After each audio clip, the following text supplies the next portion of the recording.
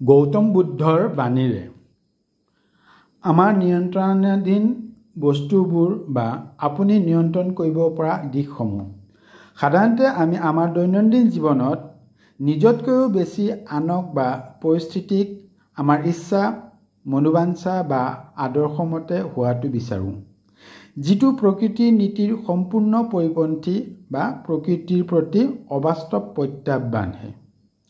বহুত কম সংখ্যক ব্যক্তিয়েহে নিজক নিয়ন্ত্ৰণ কৰিব পৰা দিশ বা পৰিস্থিতি বা বস্তুৰ প্ৰতি গুৰুত্ব দিয়ে। আজি আমাৰ আলোচনাৰ মূল বিষয় হ'ল কি দিশ আমি নিজে নিয়ন্ত্ৰণ কৰিব পাৰোঁ। আৰু বৌদ্ধ ধৰ্মৰ প্ৰৱৰ্তক গৌতম বুদ্ধই কৈছে, আমি আনক নিয়ন্ত্ৰণ কৰাতকৈ নিজক নিয়ন্ত্ৰণ কৰিব পাৰিলে জীৱনত পূৰ্ণতা প্ৰাপ্তিৰ লগতে সকলো দুখৰ পৰা মুক্ত হ'ব পাৰিম। চাওঁ আহক, আমি নিয়ন্ত্ৰণ কৰিব পৰা কেইটামান বস্তু বা দিশ সম্পৰ্কে আজি আমি আলোচনা কৰোঁ।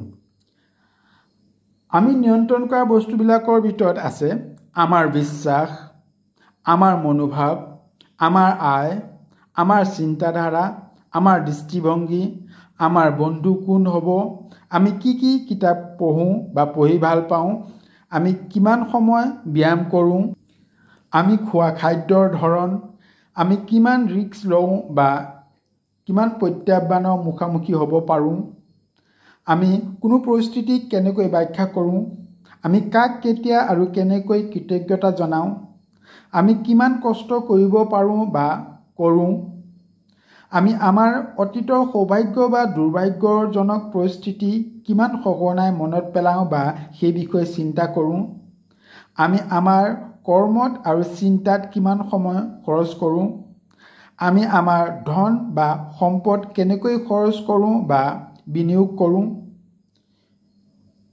বিফলতাৰ পিছত পুনৰ চেষ্টা কৰোঁ নে নকৰোঁ, আৰু নিজৰ শক্তি বা সামৰ্থ্যক কিমান সৎব্যৱহাৰ কৰোঁ ইত্যাদি। কথাবোৰ দেখাত, শুনাত আৰু ভবাত তেনেই সহজ সৰল যেন লাগিলে বা সামান্য যেন লাগিলেও ইয়াৰ বাস্তৱ উপলব্ধি আৰু ইয়াৰ প্ৰয়োগে আমাক যে কিঞ্চিতমান হ'লেও উপকৃত কৰিব তাত কোনো সন্দেহ নাই। সকলোৰে কুশল মংগল কামনা কৰি সকলোকে ধন্যবাদ জনাইছোঁ।